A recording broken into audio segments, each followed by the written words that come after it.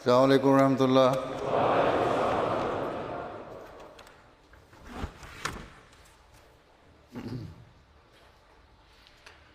اشہد ان لا الہ الا اللہ وحدہ لا شریک لہ واشہد ان محمدا عبدہ ورسولہ اما بعد فاعوذ باللہ من الشیطان الرجیم بسم اللہ الرحمن الرحیم الحمد للہ رب العالمین الحمد للہ رب العالمین الرحمن الرحیم مالک یوم الدین إياك نعبد وإياك نستعين اهدنا الصراط المستقيم صراط الذين أنعمت عليهم غير المغضوب عليهم ولا الضالين۔ آج کل کے نام نہاد علماء حضرت مسیح موعود علیہ الصلوۃ والسلام پر یہ الزام لگاتے ہیں کہ نعوذ باللہ آپ نے مسیح اور مہدی کا دعویٰ کر کے حضرت صلی اللہ علیہ وسلم کی توہین کی، جبکہ یہ ایک ایسا جھوٹا الزام ہے جس کی کوئی حقیقت نہیں، بے بنیاد ہے۔ اگر ان لوگوں میں ذرا بھی شرم اور حیا ہو تو آپ کے لٹریچر کو پڑھیں، غور کریں، دیکھیں آپ نے کیا فرمایا ہے اور اللہ تعالیٰ اس بارے میں کیا فرماتا ہے، حضرت صلی اللہ علیہ وسلم اس بارے میں کیا فرماتے ہیں۔ آپ کا تو اعلان ہی یہ ہے کہ میں نے جو کچھ پایا محمد صلی اللہ علیہ وسلم اور آپ کی برکت سے پایا، اور میرا دعویٰ تو عین حضرت صلی اللہ علیہ وسلم اور قرآن کریم کی پیش گوئیوں کے مطابق ہے۔ مجھے اللہ تعالیٰ نے اسلام کی اشاعت کے لیے مقرر کیا ہے اور میں احیاء دین کے لیے آیا ہوں۔ آخری زمانہ میں جس مسیح و مہدی کے آنے کی خبر حضرت صلی اللہ علیہ وسلم نے دی، اور جس شخص کے آنے کی خبر اللہ تعالیٰ نے دی، جس نے اسلام کی خصوصی تعلیم کو دوبارہ دنیا میں ظاہر کر کے دنیا کو حضرت صلی اللہ علیہ وسلم کے جھنڈے تلے لانا تھا، میں تو اللہ تعالیٰ کے حکم سے وہی دعویٰ کرنے والا ہوں۔ میں نے اپنی طرف سے نہ کوئی نئی چیز بنائی ہے، نہ کوئی اختراع کیا ہے، نہ کوئی جھوٹا دعویٰ کیا ہے۔ آپ نے اعلان فرمایا کہ تم مجھے جھوٹا اور دکانداری چمکانے والا کہتے ہو۔ بتاؤ کیا مسلمانوں کی حالت یہ نہیں کہ ہر طرف سے ان میں بگاڑ پیدا ہو چکا ہے؟ مسلمانوں کی عملی حالت کمزور ہو چکی ہے، مخالف ہر طرف سے اسلام پر حملے کر رہا ہے۔ اس زمانے کے حالات کے بارے میں حضرت صلی اللہ علیہ وسلم اور قرآن کریم نے جو نشانیاں بتائی تھیں وہ پوری ہو رہی ہیں۔ عمومی طور پر دنیا خدا تعالیٰ سے دور ہوتی چلی جا رہی ہے۔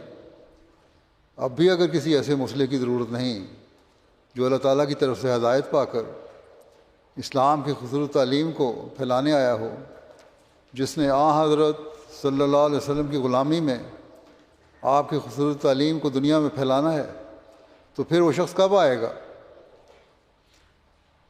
آپ نے کھل کر زمانے کے حالات کی وضاحت فرمائی کہ یہ وہی زمانہ ہے جس میں یہ حالات ظاہر ہو رہے ہیں، اور زمانے کی ضرورت ایک مسئلے کو پکار کر بلا رہی ہے۔ قرآن کریم اور حضرت صلی اللہ علیہ وسلم کی پیشگوئیاں زمانے کی حالت کا نقشہ کھینچ رہی ہیں۔ مسیح موعود کے دعوے کے ساتھ خدا تعالیٰ کی تائید ذات و نصرت کا نظر آ رہی ہیں، لیکن اس کے باوجود تم سمجھنا نہیں چاہتے۔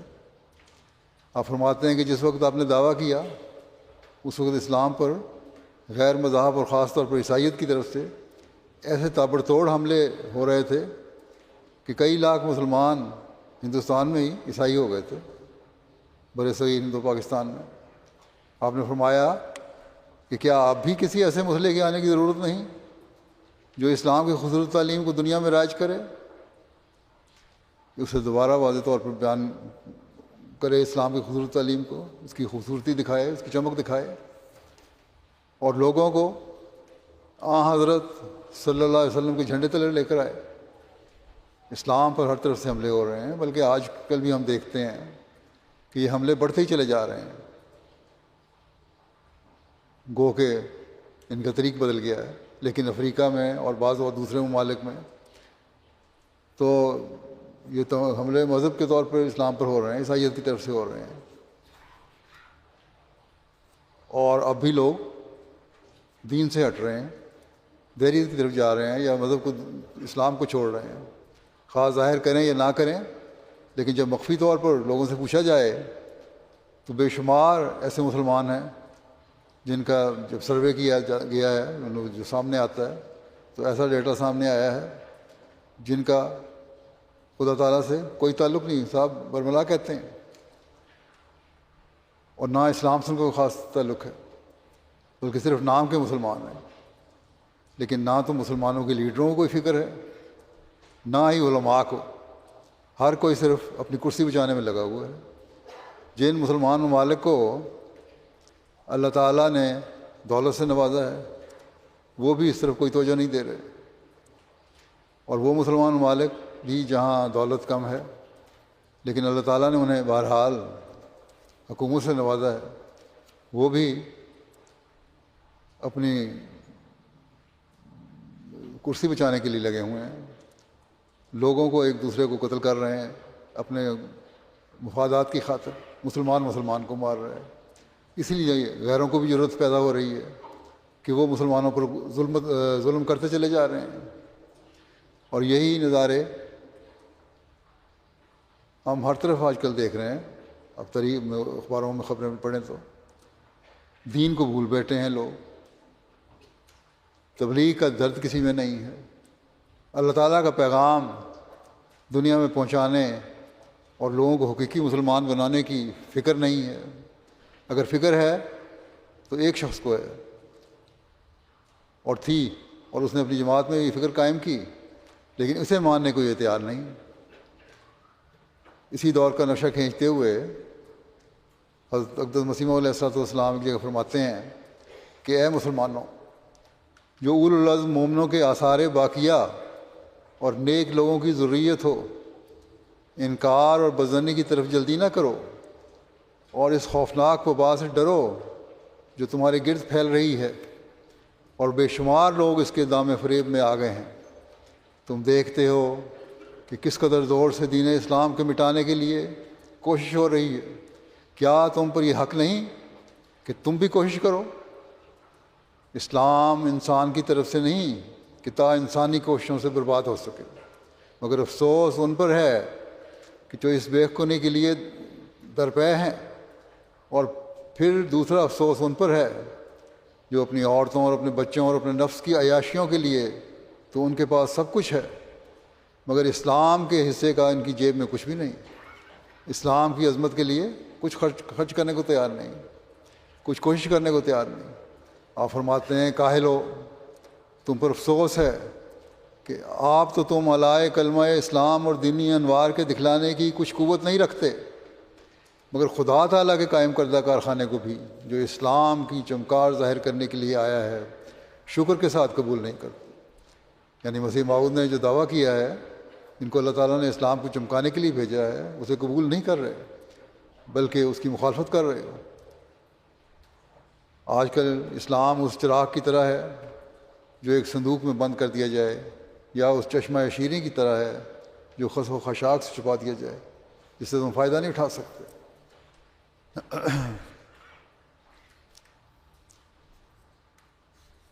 آپ نے فرمایا اسلام تو تنزل کی حالت میں پڑا ہوا ہے، کچھ تو فکر کرو، کچھ تو خوف کرو۔ اس کا چہرہ، خوبصورت چہرہ عمومی طور پر مسلمانوں کی حالت دیکھ کر دکھائی نہیں دیتا۔ گزشتہ ایک سروے کروایا گیا تھا یہاں یو کے میں بھی، رپورٹیں یہاں آتی ہیں، تو یو کے میں سب سے زیادہ جن ہجرت کرنے والے امیگرینٹس کے خلاف یہاں کے لوگ ہیں وہ ان لوگوں کے خلاف ہیں جو مسلمان ہیں۔ اسلام کے متعلق ان میں غلط تصور پیدا کر دیا گیا ہے۔ کچھ تو لوگوں نے تصور پیدا کر دیا ہے جو یہاں آنے والے ہیں ان کے عمل بھی ٹھیک نہیں، اور کچھ بعض نام نہاد مسلمانوں کے لیڈر جو ہیں انہوں نے غلط تعلیم کی وجہ سے یہ تصور پیدا کر دی ہے۔ اسلام مخالف لوگوں کا جواب ہمیشہ یہی ہوتا ہے کہ اسلام کی تعلیم تو شدت پسندی کی تعلیم ہے، اور یہ لوگ قانون کو توڑنے والے اور فساد پیدا کرنے والے اور اخلاقی قدروں کو پامال کرنے والے ہیں، یہ تصور قائم ہو گیا۔ مغربی دنیا اس لیے خلاف ہے کہ ان کو مسلمانوں میں اسلام کا صحیح نمونہ نظر نہیں آ رہا، جیسا کہ میں نے کہا۔ بس آپ فرماتے ہیں کہ مسلمانوں کا فرض تھا کہ اس کی محبوبانہ شکل دکھلانے کے لیے جان توڑ کوشش کرتے، اور مال کیا بلکہ خون کو بھی پانی کی طرح بہاتے، مگر انہوں نے ایسا نہیں کیا۔ وہ اپنی غایت درجے کی نادانی سے اس غلطی میں پھنسے ہوئے ہیں کہ کیا پہلی تالیفات کافی نہیں، جو کچھ لکھا گیا اسلام کے بارے میں، جو علم ہے ہمارے پاس وہ کافی ہے، جو پرانے علماء کہہ گئے ہیں۔ نہیں جانتے کہ جدید فسادوں کو دور کرنے کے لیے جو جدید پیرایوں میں ظاہر ہوتے جاتے ہیں، مدافعت بھی جدید طرز کی ضروری ہے۔ نیز ہر زمانے کی تاریکی پھیلنے کے وقت میں جو نبی، رسول اور مرسل آتے رہے، کیا اس وقت پہلی کتابیں نہیں تھیں؟ ایک تو ان کے عمل ایسے نہیں جن کے ذریعے سے اسلام کی خصوصیت دکھائیں، پھر اس بات پر خوش ہیں کہ ہماری تعلیم مکمل ہے۔ نہیں جانتے کہ اس خوبصورت تعلیم کی مزید چمک دکھانے کے لیے ہی اللہ تعالیٰ مسلح بھیجتا ہے، اور اس زمانے بھی اس نے اپنے وعدے کے مطابق بھیجا ہے۔ دوسرے بات یہ ہے کہ مخالفین کے جو اعتراضات ہیں وہ بھی نئی طرز کے ہیں، نئے پیرائے میں اعتراضات کیے جاتے ہیں۔ ان کے رد کے لیے بھی اللہ تعالیٰ کی طرف سے ایسے معلم کی ضرورت تھی اور ہے جو قرآنی تعلیم کی روشنی میں ان کے اعتراضات کے مطابق جوابات دے، لیکن مولوی اور نام نہاد علماء اس سے عامت المسلمین کو دور لے جا رہے ہیں، بھٹکا رہے ہیں، غلط قسم کا تاثر دے رہے ہیں۔ بہرحال آپ اس بات کو سمجھاتے ہوئے فرماتے ہیں کہ سو بھائیو، یہ تو ضروری ہے کہ تاریکی پھیلنے کے وقت میں آسمان سے روشنی اترتی ہے۔ بعض بظاہر دین کی خدمت کا دعویٰ تو کرتے ہیں، لیکن جس طرح تعلیم دیتے ہیں وہ شدت کی تعلیم ہے۔ اسلام کی تعلیم تو پیار اور محبت سے پھیلانے کی تعلیم ہے، اور اس کے لیے اللہ تعالیٰ کے بھیجے ہوئے فرشتادوں کے ساتھ جڑنا ضروری ہے۔ آپ نے فرمایا کہ خدا تعالیٰ سورۃ القدر میں بیان فرماتا ہے، بلکہ مومنین کو بشارت دیتا ہے کہ اس کا کلام اور اس کا نبی لیلۃ القدر میں آسمان سے اتارا گیا ہے، اور ہر ایک مصلح اور مجدد جو خدا تعالیٰ کی طرف سے آتا ہے وہ لیلۃ القدر میں ہی اترتا ہے۔ تم سمجھتے ہو کہ لیلۃ القدر کیا چیز ہے؟ لیلۃ القدر اس ظلمانی زمانے کا نام ہے جس کی ظلمت کمال کی حد تک پہنچ جاتی ہے، اس لیے وہ زمانہ بالطبع تقاضا کرتا ہے کہ ایک نور نازل ہو جو اس ظلمت کو دور کرے۔ اس زمانے کا نام بطور استعارہ کے لیلۃ القدر رکھا گیا، مگر در حقیقت یہ رات نہیں بلکہ ایک زمانہ ہے جو بوجہ ظلمت رات کا ہم رنگ ہے۔ نبی کی وفات یا اس کے روحانی قائم مقام کی وفات کے بعد جب 1000 مہینہ جو بشری عمر کے دور کو قریب الاختتام کرنے والا اور انسانی حواس کے الوداع کی خبر دینے والا ہے گزر جاتا ہے، تو یہ رات اپنا رنگ جمانے لگتی ہے۔ تب آسمانی کارروائی سے ایک یا کئی مسلحوں کی پوشیدہ طور پر تخم ریزی ہو جاتی ہے، جو نئی صدی کے سر پر ظاہر ہونے کے لیے اندر ہی اندر تیار ہو رہے ہوتے ہیں۔ اسی کی طرف اللہ جل شانہ اشارہ فرماتا ہے کہ لیلۃ القدر خیر من الف شہر، یعنی اس لیلۃ القدر کے نور کو دیکھنے والا اور وقت کے مصلح کی صحبت سے شرف حاصل کرنے والا اس 80 برس کے بوڑھے سے اچھا ہے جس نے اس نورانی وقت کو نہیں پایا۔ 1000 مہینہ 80-82 سال کی عمر بنتی ہے۔ فرمایا اگر ایک ساتھ بھی اس کو پا لیا ہے تو ایک ساتھ ان 1000 مہینوں سے بہتر ہے جو پہلے گزر چکے۔ کیوں بہتر ہے؟ اس لیے کہ اس لیلۃ القدر میں خدا تعالیٰ کے فرشتے اور روح القدر، روح القدس اس مسئلے کے ساتھ رب جلیل کے اذن سے آسمان سے اترتے ہیں، نہ عبث طور پر، بلکہ اس لیے تا مستعد دلوں پر نازل ہوں اور سلامتی کی راہیں کھولیں۔ سو وہ راہوں کے کھولنے اور تمام پردوں کے اٹھانے میں مشغول رہتے ہیں، یہاں تک کہ ظلمت غفلت دور ہو کر صبح ہدایت نمودار ہو جاتی ہے۔ ہم جماعت میں اللہ تعالیٰ کے فضل سے دیکھتے ہیں، جیسا کہ میں نے رپورٹ میں بھی ذکر کیا تھا کل، کہ سینکڑوں ہزاروں لوگ ہر سال احمدیت قبول کرتے ہیں، حضرت مسیح موعود علیہ السلام کی جماعت میں داخل ہوتے ہیں، حضرت صلی اللہ علیہ وسلم کی غلامی میں داخل ہوتے ہیں۔ ان کو جب ہدایت ملتی ہے تو وہ قبول کرتے ہیں، ضد نہیں کرتے۔ بس ہر ایک کو چاہیے کہ ضد کرنے کے بجائے ان حالات پر غور کرے اور پھر دیکھے کہ اللہ تعالیٰ ہم سے کیا چاہتا ہے اور ہم اسلام کی خوبصورتی کس طرح ظاہر کر سکتے ہیں، اور اس کے لیے اس شخص کی تلاش کریں جس کو خدا تعالیٰ نے بھیجا ہے، اور مستعد دل بنیں۔ آپ نے فرمایا اے مسلمانوں، غور سے ان آیات کو پڑھو، کس قدر خدا تعالیٰ نے اس زمانے کی تعریف کس قدر خدا تعالیٰ اس زمانے کی تعریف بیان فرماتا ہے جس میں ضرورت کے وقت پر کوئی مسئلہ دنیا میں بھیجا جاتا ہے۔ یعنی انا نحن نزلنا الذکر انا انزلناہ فی لیلۃ القدر، کہ دیکھو اور سمجھو کہ کیا تم ایسے زمانے کا قدر نہیں کرو گے؟ کیا تم خدا تعالیٰ کے فرمودہ کو بنظر استہزاء دیکھو گے؟ یہ تو بڑے شرم کی بات ہے۔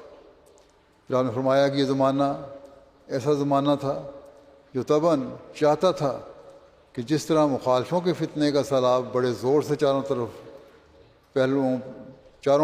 پہلوؤں پر حملہ کرنے کے لیے اٹھا ہے، ایسے ہی مدافعت بھی چاروں پہلوؤں کے لحاظ سے ہو، اور اس عرصے میں 14ویں صدی کا آغاز بھی ہو گیا۔ اس لیے خدا نے 14ویں صدی کے سر پر اپنے وعدے کے موافق جو انا نحن نزلنا الذکر و انا لہ لحافظون ہے، اس فتنے کی اصلاح کے لیے ایک مجدد بھیجا۔ مگر چونکہ خدا تعالیٰ کے نزدیک ہر ایک مجدد کا ایک خاص نام ہوتا ہے، اور جیسا کہ ایک شخص جب ایک کتاب تالیف کرتا ہے تو اس کے مضامین کے مناسب حال اس کتاب کا نام رکھ دیتا ہے، ایسا ہی خدا تعالیٰ نے اس مجدد کا نام خدمات مفوضہ کے مناسب حال مسیح رکھا، کیونکہ یہ بات مقرر ہو چکی تھی کہ آخری زمانے کے صلیبی فتنوں کی مسیح اصلاح کرے گا۔ اس زمانے میں آپ کا جو زمانہ تھا حضرت صلی اللہ علیہ وسلم کی زندگی میں، تو یہ فتنہ انتہا کو پہنچا ہوا تھا اور کھلے طور پر مخالفت ہوتی تھی، لیکن اب خاموشی سے اور نئے طریقوں سے اسلام کی مخالفت ہو رہی ہے۔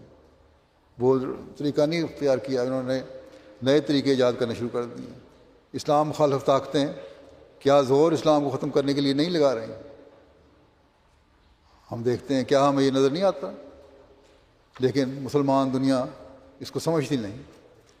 اس کا علاج کوئی جنگ و جدل نہیں، بلکہ اس کا علاج یہ ہے کہ اسلام کی خوبصورت تعلیم سے دلوں کو فتح کر کے انہیں خدا کا بندہ بنایا جائے۔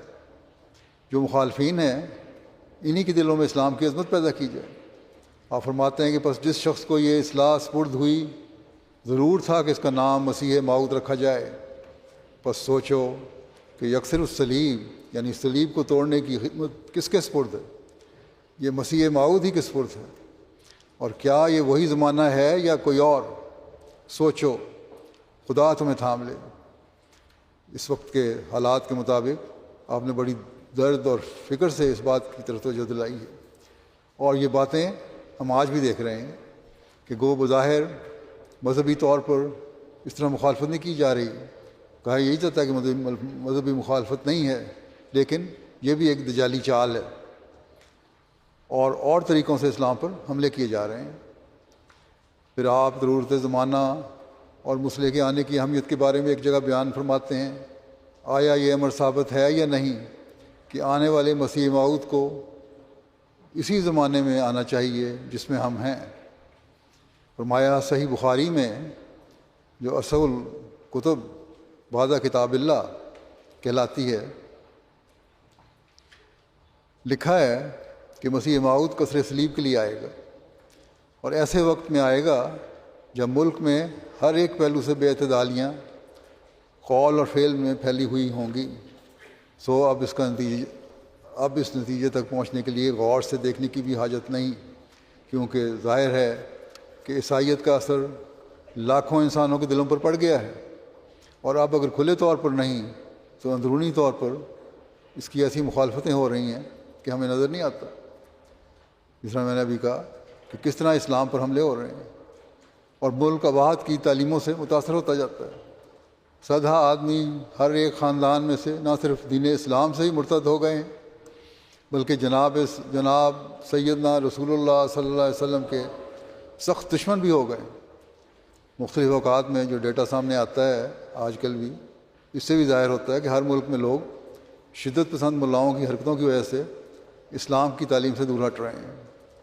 اور آپ نے فرمایا کہ اسلام کی رد میں بے شمار کتابیں لکھی گئی ہیں، کئی کتابیں ایسی ہیں جو گالیوں سے پر ہیں، اور ان میں حضرت صلی اللہ علیہ وسلم اور اسلام کو گالیاں دی گئی ہیں۔ آپ نے فرمایا کہ اگر ہم دیکھیں تو گزشتہ 1300 سال میں ہمیں اس قسم کی مخالفت اور اسلام پر ایسے حملے نظر نہیں آتے جو آج کل اسلام کو مٹانے کے لیے کیے جا رہے ہیں۔ کتابیں شائع کی گئی ہیں، تقریریں کی گئی ہیں، دیگر کوششیں کی گئی ہیں، اور یہ سب کچھ اسی پیشگوئی کے مطابق ہے جو 13ویں صدی میں ہونا تھا، تبھی مسیح موعود نے آنا تھا۔ جو لوگ تاریخ سے واقف ہیں وہ جانتے ہیں کہ کس طرح آپ کے دعوے کے زمانے میں مسلمان دین چھوڑ کر تثلیث یا دہریت کی گود میں جا رہے تھے، بلکہ اب بھی نام نہاد پڑھا لکھا طبقہ عملی طور پر، جیسے میں نے پہلے بھی کہا ہے، اسلام سے دور ہٹ رہا ہے۔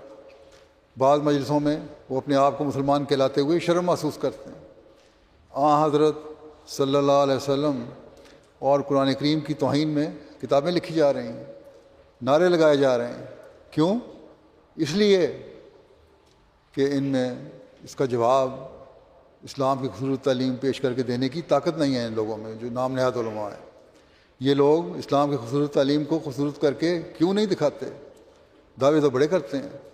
اس لیے کہ یہ کام اللہ تعالیٰ نے اب اپنے بھیجے ہوئے کے سپرد کیا ہے، اور آپ کی جماعت کے سپرد کیا ہے کہ اس کا جواب دیں۔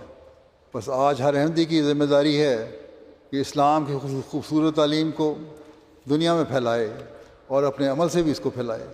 بہرحال آپ فرماتے ہیں لہذا عقل سلیم اس بات کی ضرورت کو مانتی ہے کہ ایسے پرخطر زمانے کے لیے جس میں عام طور پر زمین میں بہت جوش مخالفت کا پھوٹ پڑا ہے اور مسلمانوں کی اندرونی زندگی بھی ناگفتہ بے حالت تک پہنچ گئی ہے، کوئی مسلح صلیبی فتنوں کی فروغ کرنے والا اور اندرونی حالات کو پاک کرنے والا پیدا ہو۔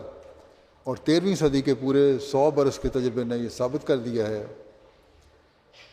کہ ان زہریلی ہواؤں کی اصلاح جو بڑے زور سے چل رہی ہے اور عام وبا کی طرح ہر ایک شہر اور گاؤں سے کچھ نہ کچھ اپنے قبضے میں لا رہی ہے، ہر ایک معمولی طاقت کا کام نہیں، کیونکہ یہ مخالفانہ تاثیرات اور ذخیرہ اعتراضات خود ایک معمولی طاقت نہیں، بلکہ زمین نے اپنے وقت پر ایک جوش مارا ہے اور اپنے تمام زہروں کو بڑی قوت کے ساتھ اگلا ہے۔ اس لیے اس زہر کی مدافعت کے لیے آسمانی طاقت کی ضرورت ہے۔ فرمایا کہ اسی دلیل سے روشن ہو گیا کہ یہی زمانہ مسیح موعود کے ظہور کا زمانہ۔ یہ بات بڑی سریع الفہم ہے، جلد اور آسانی سمجھ آنے والی ہے، جس کو ایک بچہ بھی سمجھ سکتا ہے کہ جس حالت میں علت غائی مسیح کے آنے کی کثر صلیب ہے، اور آج کل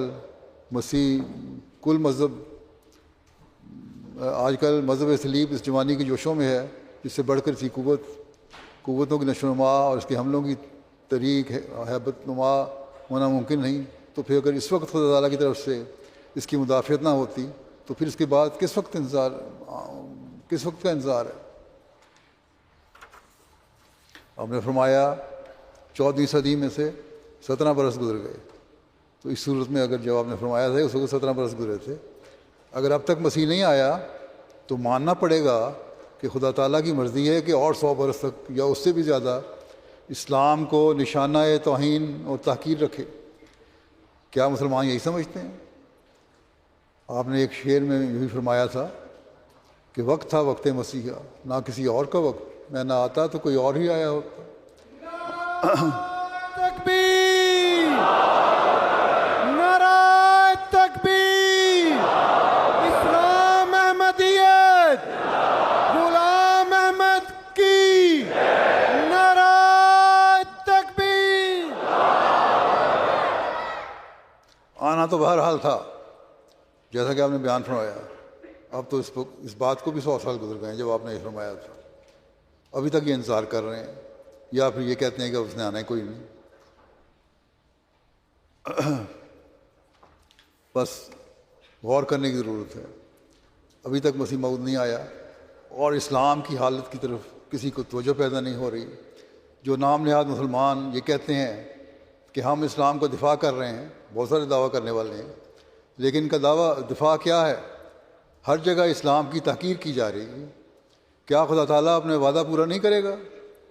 کیا حضرت صلی اللہ علیہ وسلم کی پیشگوئی پوری نہیں ہوں گی؟ پیشگوئیاں پوری نہیں ہوں گی؟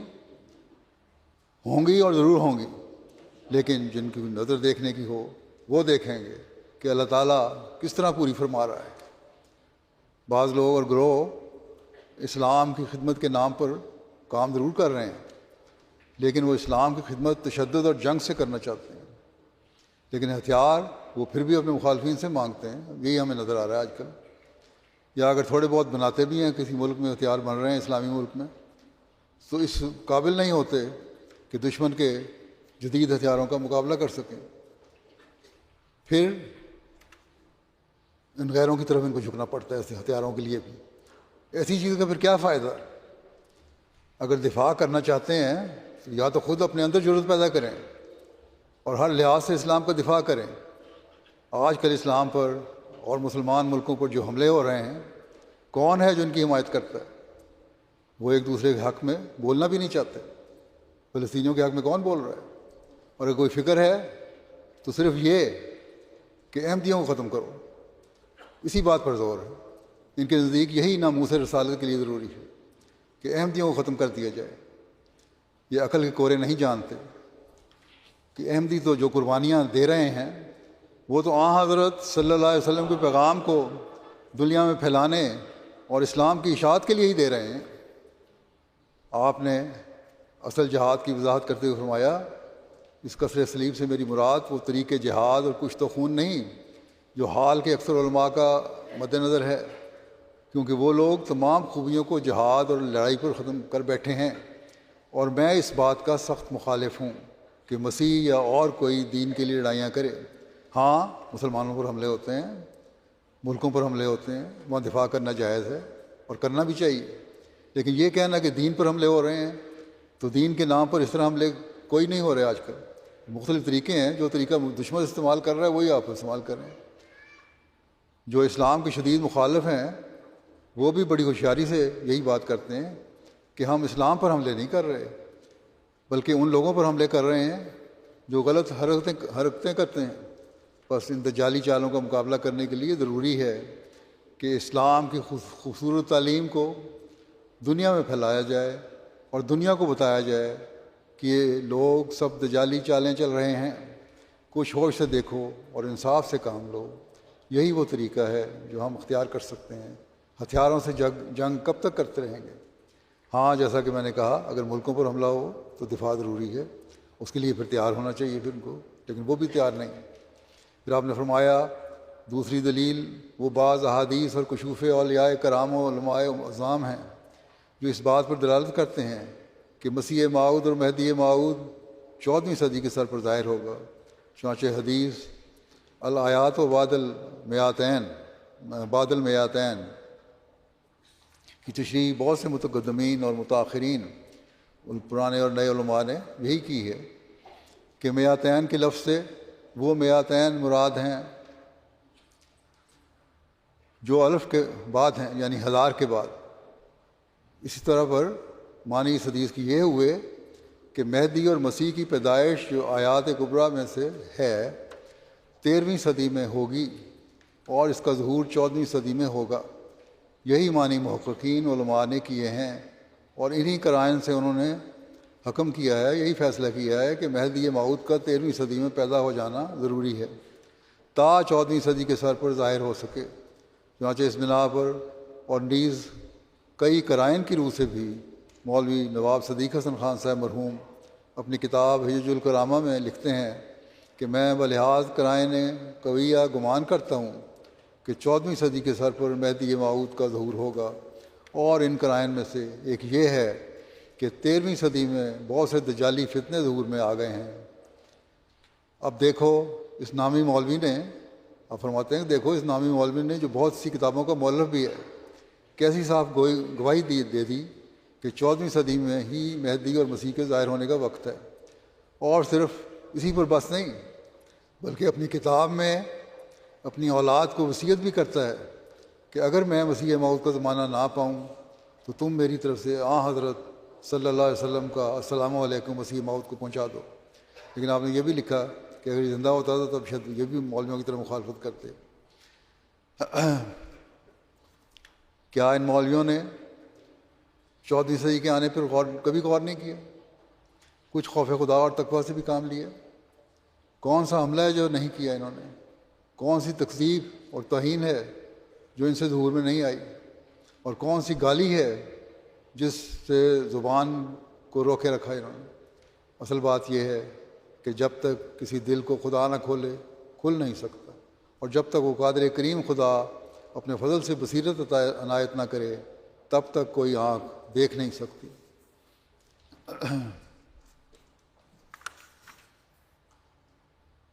اب دار قطنی کی ایک حدیث کا حوالہ دیتے ہوئے فرماتے ہیں یہ اس بات پر دلالت کرتی ہے کہ مہدی موعود 14ویں صدی کے سر پر ظاہر ہوگا۔ وہ حدیث یہ ہے کہ انا لمہدینا آیتین، اس کا ترجمہ یہ ہے کہ ہمارے مہدی کے لیے 2 نشان ہیں۔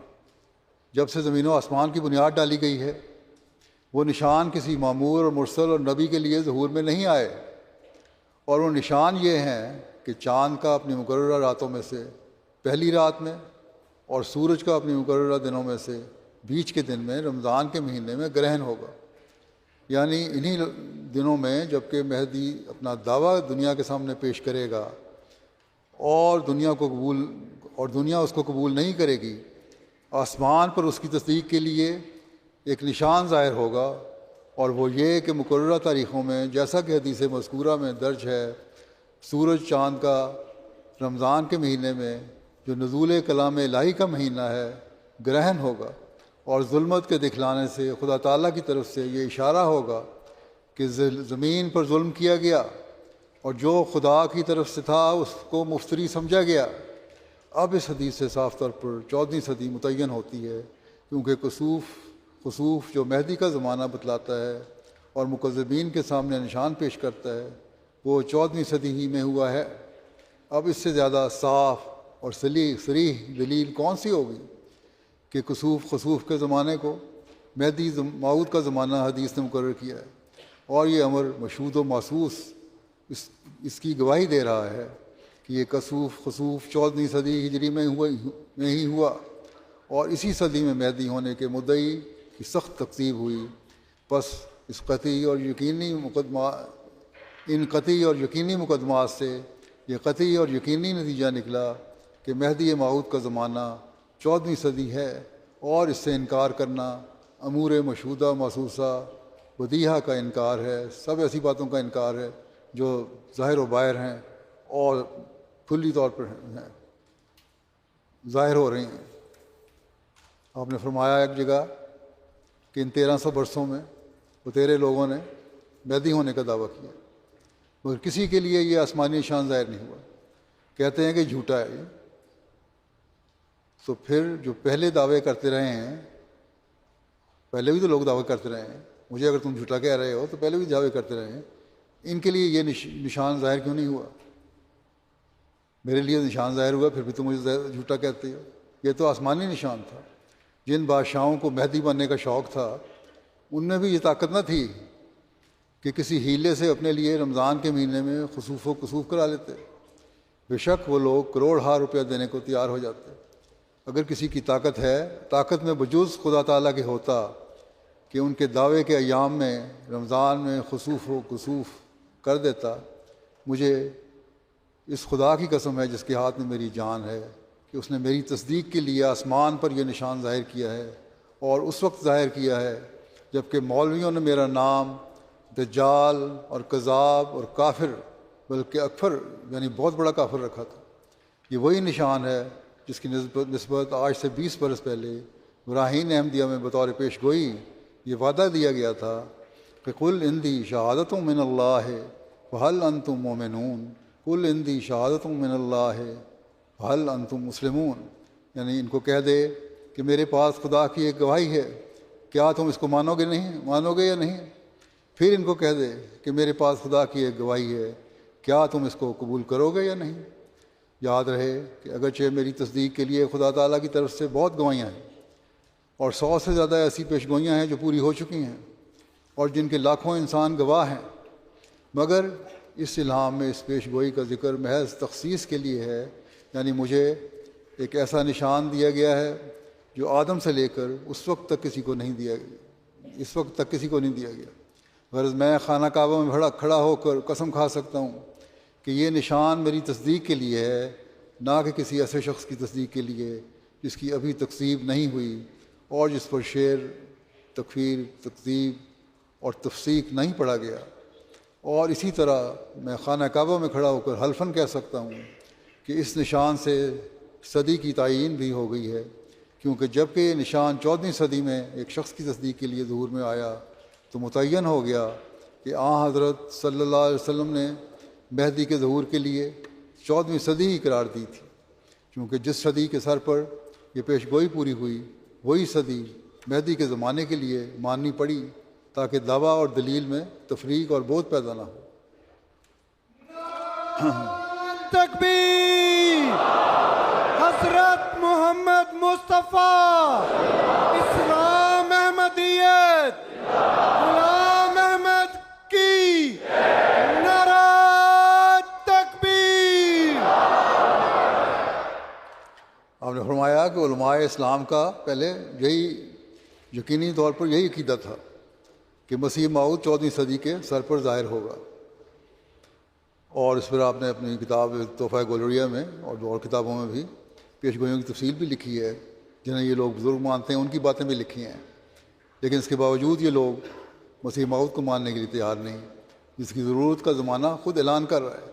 آپ فرماتے ہیں کہ اے بندگان خدا، آپ لوگ جانتے ہیں کہ جب امساک باران ہوتا ہے اور ایک مدت تک مینہ نہیں برستا تو آخر کا نتیجہ یہ ہوتا ہے کہ کنویں بھی خشک ہونا شروع ہو جاتے ہیں۔ بس جس طرح جسمانی طور پر آسمانی پانی زمین کی باتوں میں جوش پیدا کرتا ہے، اسی طرح روحانی طور پر جو آسمانی پانی ہے یعنی خدا کی وحی سفلی عقلوں کو تازگی بخشتی ہے۔ سو یہ زمانہ بھی اس روحانی پانی کا محتاج تھا، اور میں اپنے دعوے کی نسبت اس قدر بیان کرنا ضروری سمجھتا ہوں کہ میں عین ضرورت کے وقت خدا کی طرف سے بھیجا گیا ہوں۔ آج کل کے مسلمانوں کے حالات جو ہیں میں پہلے بھی ذکر کیا ہے کہ اس بات کا تقاضا نہیں کر رہے کہ کسی مسئلے کی ضرورت ہے، بلکہ خود یہ کہہ رہے ہیں پکار کر کہ کوئی مسئلہ آنا چاہیے جو اسلام کی ڈوبتی کشتی کو سنبھالے، لیکن جس کا دعویٰ ہے، جس کو اللہ تعالیٰ نے بھیجا ہے، جس کی پیش گوئیاں جس کے بارے میں پوری ہو رہی ہیں، اس کو ماننے کو تیار نہیں۔ آپ نے فرمایا اس وقت لوگ روحانی پانی کو چاہتے ہیں، زمین بالکل مر چکی ہے، یہ زمانہ ظہر الفساد فی البر والبحر کا مصداق ہو گیا ہے، فساد خشکی اور تری پر ظاہر ہو گیا ہے، ہر جگہ ظلمت اور ضلالت پھیل گئی ہے، خود غرضی زیادہ ہو گئی ہے، اور یہی ہم دیکھ رہے ہیں آج کل۔ کیا نظر نہیں آتا؟ کیا یہ ہر ایک کو نظر نہیں آ رہا؟ پھر بھی لوگ کہتے ہیں کہ یہ زمانہ نہیں آیا۔ آپ نے فرمایا کہ زمانہ تو ظاہر الفساد فی البر والبحر کا مصداق ہو گیا ہے۔ جنگل اور سمندر بگڑ چکے ہیں۔ جنگل سے مراد مشرک لوگ اور بحر سے مراد اہل کتاب ہیں۔ اس سے جاہل اور عالم بھی مراد ہو سکتے ہیں۔ غرض انسانوں کے ہر طبقے میں فساد واقع ہو گیا ہے۔ جس پہلو اور جس رنگ میں دیکھو دنیا کی حالت بدل گئی ہے۔ روحانیت باقی نہیں رہی اور نہ ہی اس کی تاثیریں نظر آتی ہیں۔ اخلاقی اور عملی کمزوریوں میں ہر چھوٹا بڑا مبتلا ہے اور خدا پرستی اور خدا شناسی کا نام و نشان مٹتا ہوا نظر آتا ہے۔ اس لیے اس وقت ضرورت ہے کہ آسمانی پانی اور نور نبوت کا نزول ہو اور وہ مستعد دلوں کو روشنی بخشے۔ خدا تعالیٰ کا شکر کرو کہ اس نے اپنے فضل سے اس وقت اس نور کو نازل کیا ہے، مگر تھوڑے ہیں جو اس نور سے فائدہ اٹھاتے ہیں۔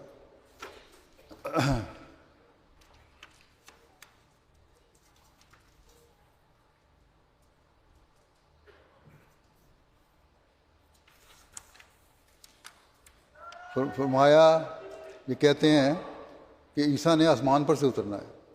اگر یہ صحیح ہے تو یہی وقت ہے جب اسے اترنا چاہیے آسمان سے، اگر اترنا ہے اس نے تو، کیونکہ تمہارے خیال میں ایک مفتری اور کاذب مدعی مسیح ہونے کا دعویٰ کرتا ہے۔ اگر فی الواقعہ یہی سچ ہے کہ جھوٹا ہے کہ مسیح نے آسمان سے آنا ہے، تو چاہیے کہ اللہ تعالیٰ اب اسے اتارے تاکہ دنیا گمراہ نہ ہو، کیونکہ ایک کثیر جماعت تو مجھے مسیح موعود تسلیم کر چکی ہے۔ اگر اس وقت وہ نہ آیا تو پھر کب آئے گا؟ کیا یہ ہو سکتا ہے کہ خدا تعالیٰ کاذبوں اور مفتریوں کی مدد کرے؟ اگر ایسا کبھی ہوا ہے تو نظیر پیش کرو، تو مثال پیش کرو، پھر بتاؤ کہ راست بازوں کی سچائی کا کیا معیار ہے۔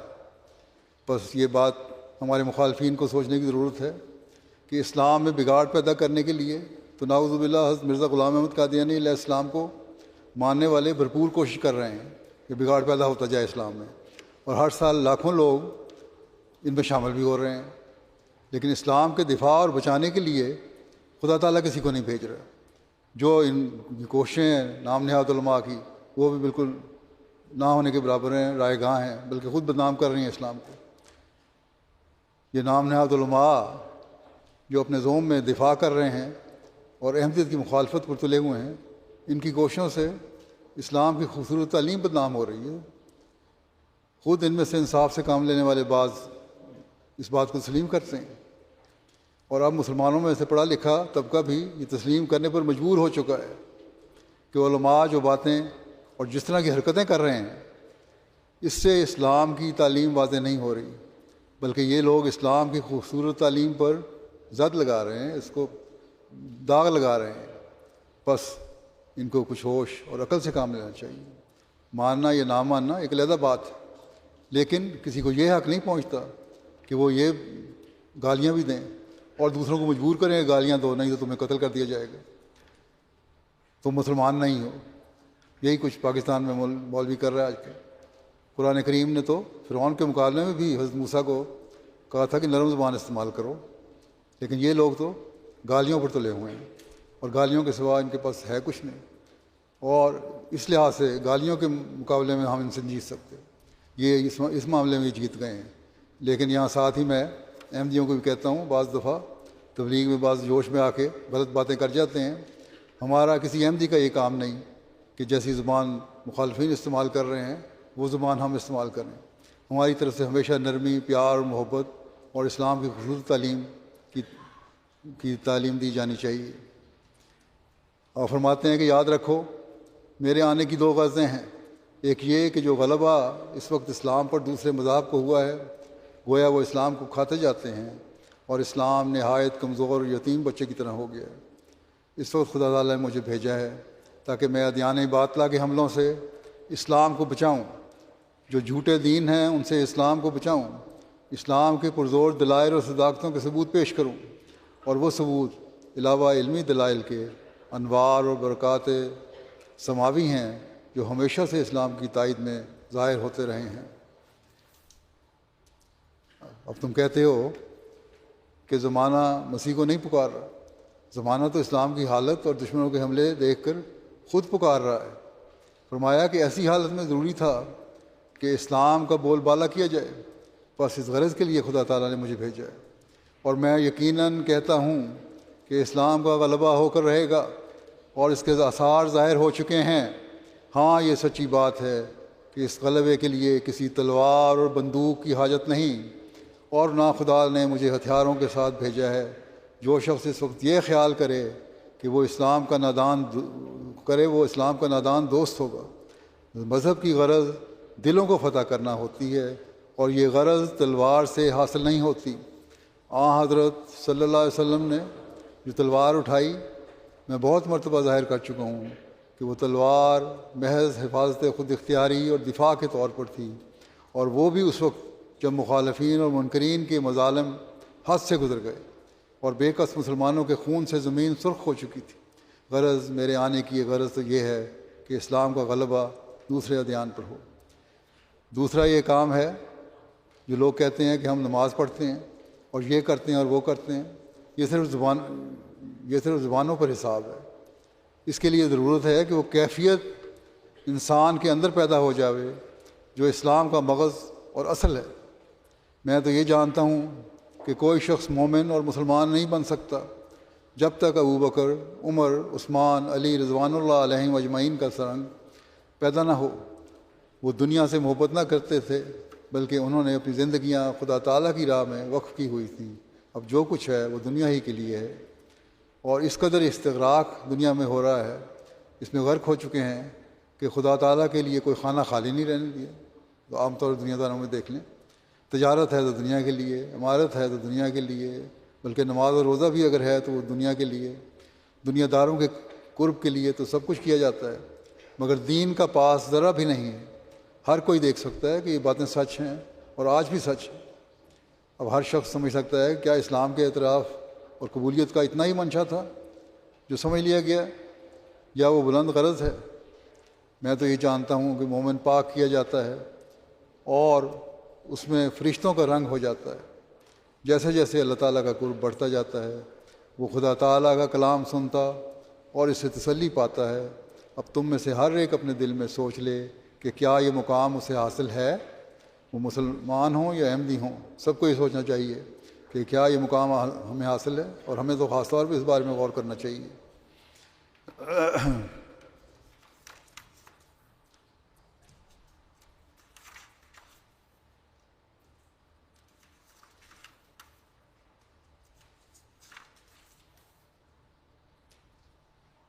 میں آپ کے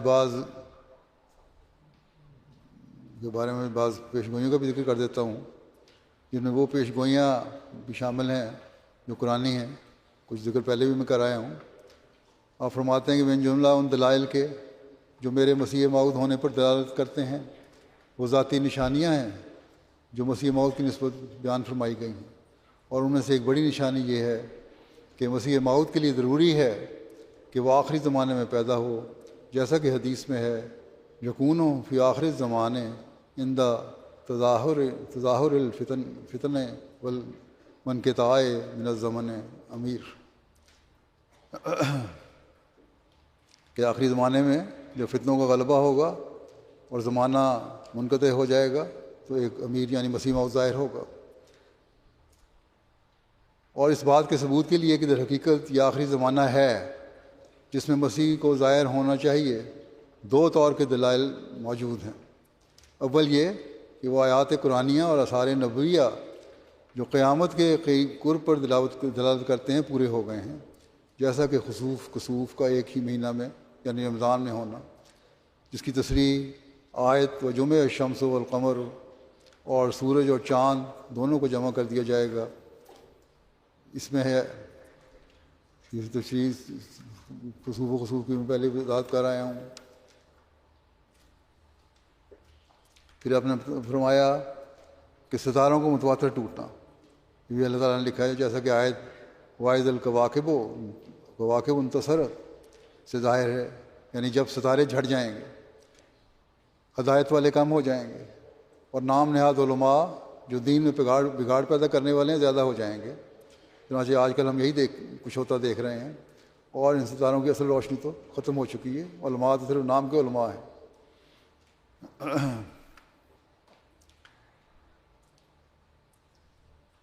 پھر آپ نے فرمایا کہ یہ بھی لکھا ہے کہ سخت قسم کا کسوف شمس واقعہ ہو جس سے تاریکی پھیل جائے گی، جیسا کہ آیت اذا الشمس کورت سے ظاہر ہے، جس کا مطلب ہے کہ جب نور آفتاب کو لپیٹ دیا جائے گا۔ یہ اس عارضی ذوف کی طرف اشارہ ہے جو مسلمانوں پر آنے والا تھا۔ حضرت صلی اللہ علیہ وسلم ہی وہ سورج ہیں جن کی روشنی دنیا میں پھیلی ہے۔ اس میں بتایا گیا ہے کہ آپ کی تعلیم پر پردہ پڑ جائے گا، آپ کی عظمت لوگوں کے دلوں سے مٹ جائے گی یا کم ہو جائے گی۔ اس وقت اللہ تعالیٰ کی رحمت پھر جوش میں آئے گی اور آپ صلی اللہ علیہ وسلم کے غلام صادق کے ذریعے آپ کی عظمت اور آپ کی خصوصی تعلیم لوگوں پر واضح کی جائے گی۔ قرآن کریم پر غور کریں تو یہ مطلب پتہ لگے گا، نہ کہ صرف ظاہری معنوں پہ غور کرتے ہیں لوگ۔ پھر یہ کہ جو لوگ وحشی، اراذل اور اسلامی شرافت سے بے بہرہ ہیں، ان کا اقبال چمک اٹھنا، جیسا کہ آیت وَإِذَا الْوُحُوشُ حُشِرَتْ مترشح ہے، یعنی یہ اسلامی شرافت سے بے بہرہ ہیں اور وحشی لوگ ہیں، ان کا اقبال چمک اٹھے گا، یعنی وحشی اکٹھے کیے جائیں گے علاوہ جانوروں کے اکٹھا کرنے کی۔ یہ بھی ایک بات ہے، مطلب ہے اس کا کہ نام نہاد انسانوں کی وحشیانہ حرکتیں دوبارہ سامنے آ رہی ہیں۔ کہتے یہی ہیں کہ ہم بڑے پڑھے لکھے اور بڑے ترقی پسند ہیں، لیکن ہیں وحشی۔ کیا ان کی حرکتیں وحشیانہ نہیں ہیں؟ بڑے اپنے آپ کو اونچا سمجھ رہے ہیں، اپنے آپ کو بڑا ترقی یافتہ سمجھ رہے ہیں۔ ایسے وقت میں ایک مرد خدا کی ضرورت ہے جو ان کو صحیح راستے پر چلائے، اور یہی وہ زمانہ ہے جب ہم دیکھ رہے ہیں کہ کس طرح وحشی لوگ علم، عقل اور ترقی کے نام پر اکٹھے ہو رہے ہیں، وحشیانہ حرکتیں کر رہے ہیں، ایک دوسرے کی تباہی کا ذریعہ بن رہے ہیں۔ اس سے زیادہ اور کیا دلیلیں ہوں گی جو ہمیں سامنے ظاہر ہو رہی ہیں۔ پھر آپ نے فرمایا کہ کتابوں اور رسالوں اور خطوط کا ملک میں شائع ہونا، اللہ تعالیٰ فرماتا ہے یہ آیت میں کہ صحف و نشرت، اس سے ظاہر ہے کہ جب کتابیں پھیلا دی جائیں گی، اشاعت زیادہ ہو جائے گی، میڈیا اور نشر و اشاعت کے سامان بے شمار ہوں گے، اور آج یہ چیز مسیح موعود علیہ السلام کے زمانے میں بھی بہت زیادہ بڑھ گئی ہے اور اسی کو قائم ہو رہا ہے۔ اور یہ ذرائع برائیاں پھیلانے والے ہیں، ان برائیوں کو روکنے کے لیے تو مسیح موعود نے آنا تھا، لیکن اللہ تعالیٰ کے فضل سے انہی ایجادات سے مسیح موعود کی جماعت بھی فائدہ اٹھا رہی ہے اور نیکیاں بھی اس ذریعے سے نشر ہو رہی ہیں۔ بس اس زمانے میں ایک مسئلے کی ضرورت تھی جو آیا، اللہ تعالیٰ نے بھیجا، لیکن اگر غور کریں علماء تبھی ان کو سمجھ آ سکتی ہے۔ فرمایا کہ علماء کی باطنی حالت کا جو نجوم اسلام ہے مقدر ہو جانا بھی لکھا ہے، جیسا کہ وزن نجوم قدرت، وزن نجوم قدرت سے صاف معلوم ہوتا ہے کہ جب ستارے دھندلے ہو جائیں گے، صحابہ کے نمونے غائب ہو جائیں گے، نیک لوگوں کے نمونوں کی کوئی اہمیت نہیں رہے گی، اور ان نام نہاد علماء کے نمونے تو دھندلائے ہوئے ہوں گے جو اسلام کی خوبصورت تعلیم پیش نہیں کر سکیں گے۔ کیا یہ سب کچھ جو ظاہر ہو رہا ہے آج کل ہمیں نظر آ رہا ہے، ان کے اثر کو مٹانے کے لیے، اسلام کی چمک دکھانے کے لیے کسی مسئلے کی ضرورت نہیں تھی؟ پھر فرمایا کہ بدعتوں اور ضلالتوں اور ہر قسم کے فسق و فجور کا پھیل جانا بھی ہے اس زمانے میں، جیسا کہ آیت اذا السماء انشقت سے مفہوم ہے، یعنی جب آسمان پھٹ جائے گا، آسمانی نشان ظاہر ہوں گے، جیسا کہ سورج گرہن، دمدار ستارہ، آفات وغیرہ سب ظاہر ہو رہے ہیں آپ کی نشانی میں۔ یہ نشان آپ کے دعوے کے ساتھ ظاہر ہوئے۔ اس فسق و فجور کے پھیلنے کی وجہ سے اللہ تعالیٰ کی قدرت بھی کام کر رہی ہے اور آفات بھی ظاہر ہو رہی ہیں۔ یہ تمام علامتیں قرب قیامت کی ظاہر ہو چکی ہیں اور دنیا پر ایک انقلاب عظیم آ گیا ہے۔ اور جب خود حضرت صلی اللہ علیہ وسلم کا زمانہ قرب قیامت کا زمانہ ہے، جیسا کہ آیت اقتربت الساعۃ وانشق القمر سے سمجھا جاتا ہے۔